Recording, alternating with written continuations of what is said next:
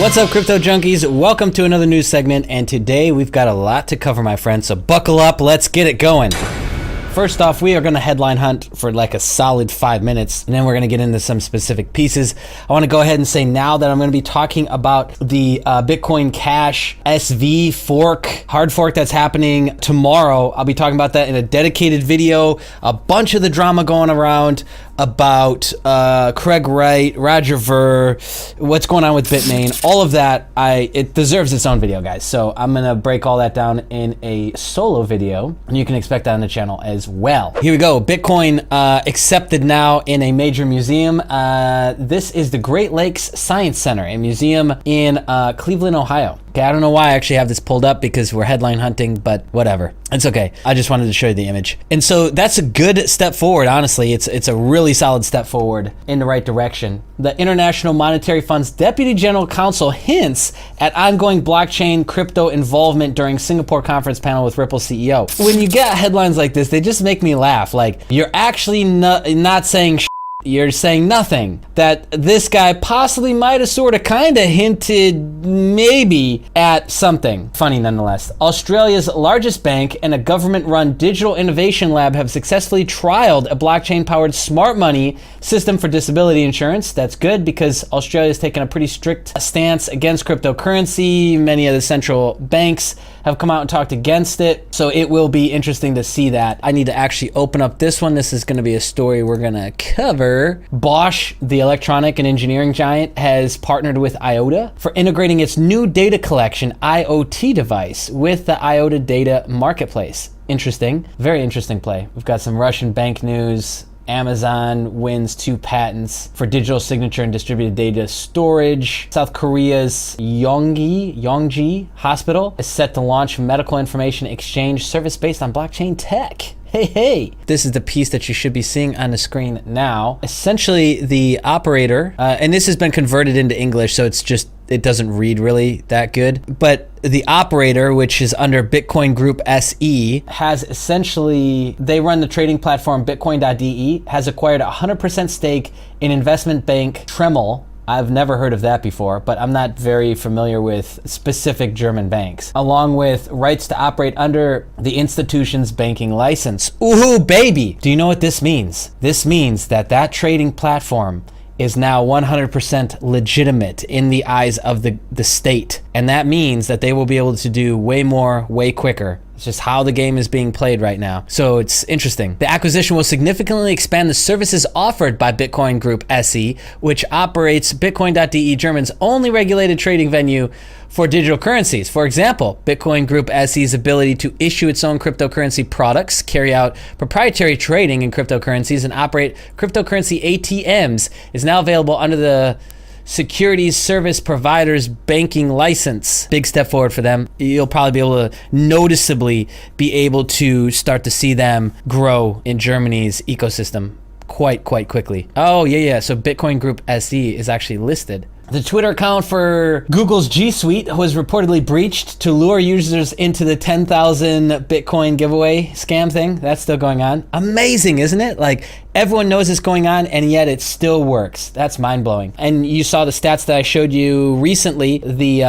amount that's being hacked, stolen, taken from exit scams, giveaway scams, etc. is mounting, okay? 2018 will be the biggest loss year. Let's jump into it now. Judge rules in favor of Canadian bank in dispute with crypto exchange over $16.3 million that it's had since January. This is CIBC. What does that stand for? What is that bank? Canadian Imperial Bank of Commerce, the CIBC. Interesting. And the crypto exchange is this one. You guys know it already. I'm bad at pronouncing stuff. Quadriga CX. Never heard of that exchange either. This will set precedents for Canadian legislation moving forward. It always does, because it is going to be something that's documented and on the books. So this is the first stab at this direction that they're obviously trying to push things. And this is just how it works. Like, if you're just standing back watching, this is the name of the game. So what's sad about all this is that it's all in the name of this, like, trying to identify the funds, make sure it's not used for terrorism, money laundering. And let's be honest, if that was really the intention of global governments, then why do you let Western Union still operate? Why do you let MoneyGram still operate? And I guess what's what's annoying about it is it's like bias that fits the narrative over here, but clearly is that we're just going to ignore these other ones over here and just shut the closet door on those. Can you imagine that though?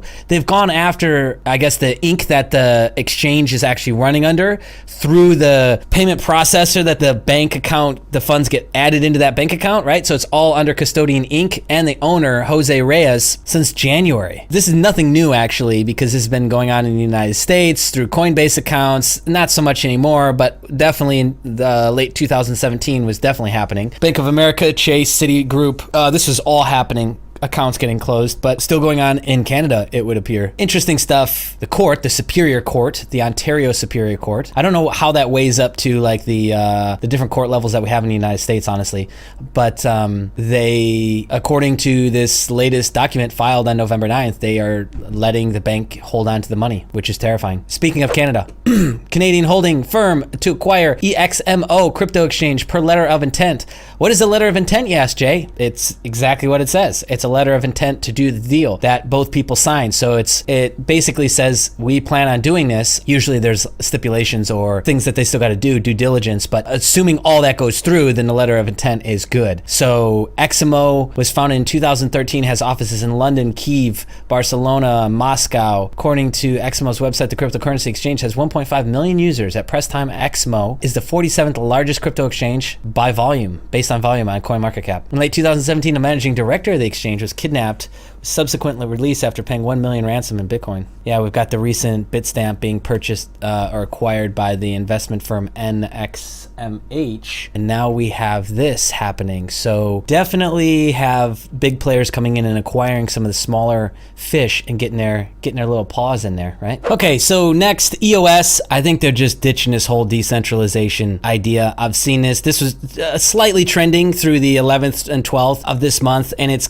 really cooled off quick. But essentially there was a dispute. Two parties held a private key and this person that was a dispute resolution manager or whatever that was appointed by part of the EOS blockchain constitution, Ben Gates, was the arbitrator. He resolved it and awarded the claimant the funds. But this whole process that just effectively happened, isn't that just like customer support? Isn't that like you email PayPal over a dispute resolution on eBay or something? That's not decentralized at all. And that's what it was. Okay, the creator of EOS itself says decentralization is not what we're after. So this is very interesting considering they've come out before and said, yes, they are decentralized, and that's what the whole constitution was about, and that's what the whole project was about. I mean, what's sad a little bit about this is that Mike Maloney, gold and silver guy, he's huge on EOS. I don't know what he saw in EOS, honestly. It to me looks like a bad call. I've never been a fan of EOS because of Brock Pierce that's behind it and his really interesting twisted /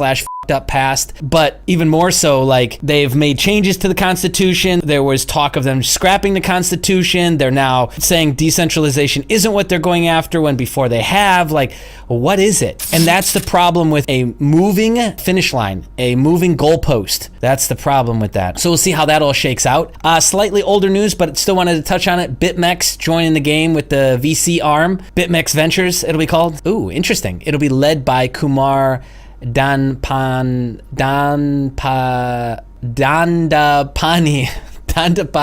Kumar Dandapani.